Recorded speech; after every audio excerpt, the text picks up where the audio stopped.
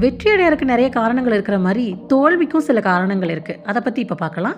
First காரணம் risk எடுக்க பயப்படுறது. துணிஞ்சு முடிவெடுக்காம தயங்கி நிற்கிறதால பல வாய்ப்புகள் நம்ம கையை விட்டு போகுது. இதுவே நமக்கு பழக்கமாகி மற்றவங்களுக்கும் தொத்திக்குது. எதை செஞ்சாலும் அதில் இருக்கிற ஆபத்துகளை ஃபஸ்ட்டே திங்க் பண்ணி அதை நம்ம ஃபேஸ் பண்ணணும்.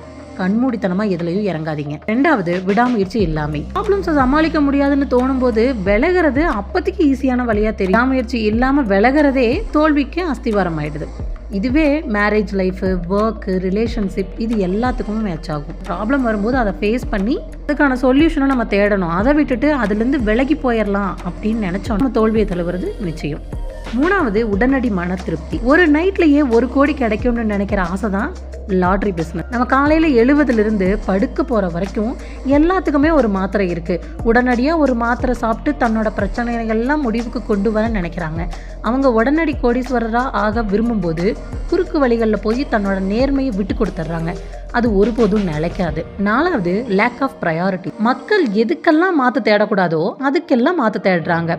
இப்போ உறவு முறைகளில் பாசத்துக்கும் நேரத்துக்கும் பதிலாக பணத்தையும் கிஃப்ட்டும் கொடுத்து சரி கட்டுறாங்க. ஃபேமிலி கூட டைம் ஸ்பெண்ட் பண்ண முடியாத சிலர் அவங்களுக்கு விருப்பமான பொருட்களை வாங்கி கொடுத்து சரி கட்டுறது ஈஸி ஆகிடுதுன்னு நினைக்கிறாங்க. வெற்றிங்கிறது வெற்றிக்கு வழிகாட்டுற கொள்கைகளை படிக்கிறதாலோ மனப்பாடம் பண்ணுறதுனாலையோ வெற்றி வர்றதில்லை. அதுக்கு மாறா அதை புரிஞ்சுக்கிட்டு நல்ல முறையில் செயல்படுத்தணும். அது மூலியமாக தான் நமக்கு வெற்றி கிடைக்கும். 5th ஒன், குறுக்கு வழிகளை எதிர்நோக்குவது. இப்போ மக்கள் கிட்ட இருக்கிற பிரச்சனையே அவங்க உடனடி தீர்வை விரும்புறது தான். இன்ஸ்டன்ட் காஃபி மாதிரி ப்ராப்ளம்ஸ்க்கு இன்ஸ்டன்ட் சொல்யூஷன், இன்ஸ்டன்ட் ஹாப்பினஸ்னு விரும்புறாங்க.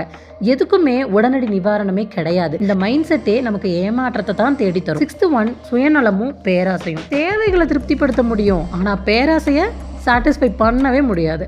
நம்மளோட பேராசையை எப்படி மெஷர் பண்ணலாம்? இந்த 3 கொஸ்டினுக்கு ஆன்சர் பண்ணுறது மூலிமா இதை மெஷர் பண்ணலாம். என்னால் அதை பெற முடியுமா? உண்மையிலேயே எனக்கு அது அவசியம்தானா? நான் அதை பெறுவதால் எனக்கு மன அமைதி கிட்டுமா? அப்படிங்கிற இந்த 3 கொஸ்டினுக்கு ஆன்சர் பண்ணி பார்க்கணும். வீணாசை எதுக்குமே உதவாது. 7th one, உறுதிப்பாடின்மை. அதாவது ஒரு கமிட்மெண்ட் இல்லாதவங்க எந்த பக்கம் போறதுன்னு யோசிச்சுட்டு ரோட்டோட நடுவில் நிற்பாங்க. நடு ரோட்டில் நின்னா என்ன நடக்கும்னு நினைக்கிறீங்க? ஆக்சிடென்ட் தான் ஆகும். இந்த உலகத்துல 3 வகையான மக்கள் இருக்காங்க. காரியங்களை நடத்துறவங்க, காரியங்கள் நடக்கிறத பாக்குறவங்க, என்ன நடந்துச்சுன்னு ஆச்சரியப்படுறவங்க. இந்த 3ல நீங்க எந்த வகையை சேர்ந்தவங்க? 8th ஒன், இயற்கையின் விதிகளை புரிந்து கொள்ளாமை. வெற்றிங்கிறது விதிகள் சம்பந்தப்பட்டது. இயற்கை விதி மாற்றங்கிறது இயற்கை விதி தான். ஒன்று முன்னேறி போகிறோம், இல்லை பின்னுக்கு போகிறோம். ஒன்று உருவாக்குறோம், இல்லை சிதறடிக்கிறோம். எப்பயுமே ஒரே மாதிரி இருக்கிற நிலைங்கிறது இங்கே இல்லவே இல்லை. 9th ஒன், பிளான் பண்ணுறதுக்கும் ப்ரிப்பேர் பண்ணுறதுக்கும் விருப்பமே இல்லாமல் இருக்கிறது. மெஜாரிட்டியான பீப்புள்ஸ் வாழ்க்கைக்காக பிளான் பண்ணுறதுக்கு பதிலாக எப்போ எங்கே விருந்து சாப்பிட்லாம், எப்போ ஹாலிடே ட்ரிப்பு பிளான் பண்ணலாம் அப்படிங்கிறதுலையே அதிகமாக டைம் ஸ்பெண்ட் பண்ணுறாங்க. 10வது, காரணம் கண்டுபிடிக்கிறது. இதுதான் ரொம்ப ரொம்ப பெரிய தப்பு. வெற்றியாளர்கள் எதையும் ஆராயக்கூடியவர்களாக இருப்பாங்க, ஆனால் ஒருபோதும் காரணம் தேடிட்டு உட்கார்ந்துட்டு இருக்க மாட்டாங்க. அது தோல்வியாளர்களுடைய விளையாட்டு. தோல்வியாளர்கள் தான் ஏன் தங்களால் ஒரு காரியத்தை செய்ய முடியலன்னு தாக்குப்போக்கு நிறைய வச்சிருப்பாங்க. அடுத்து, பாஸ்ட்ல நம்ம செஞ்ச மிஸ்டேக்ஸ்ல இருந்து கத்துக்காம இருக்கிறது, வாய்ப்பை உணராம இருக்கிறது, பயம், திறமையை பயன்படுத்த முடியாம இருக்கிறது, ஒரு கட்டுப்பாடு இல்லாம இருக்கிறது, நம்மளோட புவர் செல்ஃப் எஸ்டீம் அதாவது தாழ்ந்த சுய கௌரவம், அறிவில்லாம இருக்கிறது, எல்லாம் விதி அப்படிங்கிற மனப்பாங்கு.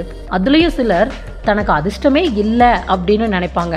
இதை நம்புறவங்க அடுத்து நான் சொல்ல போற சில சென்டென்ஸை தான் சொல்லிட்டே இருப்பாங்க. நான் ட்ரை பண்ணி பார்க்குறேன், இது வேலை செய்தான்னு பார்க்குறேன், செஞ்சுதான் பார்ப்போமே, இனி நஷ்டப்படுறதுக்கு எதுவுமே இல்லை, எனக்கு லக்கே இல்லை அப்படின்னெல்லாம் சொல்கிறவங்க எந்த முயற்சியும் செய்யாமல் காரணங்களை மட்டும் தேடிட்டு இருப்பாங்க. அவங்களோட தோல்வி. அடுத்து, ஒரு குறிக்கோளே இல்லாமல் இருக்கிறது. இன்னொன்று, தைரியம் இல்லாமல் இருக்கிறது.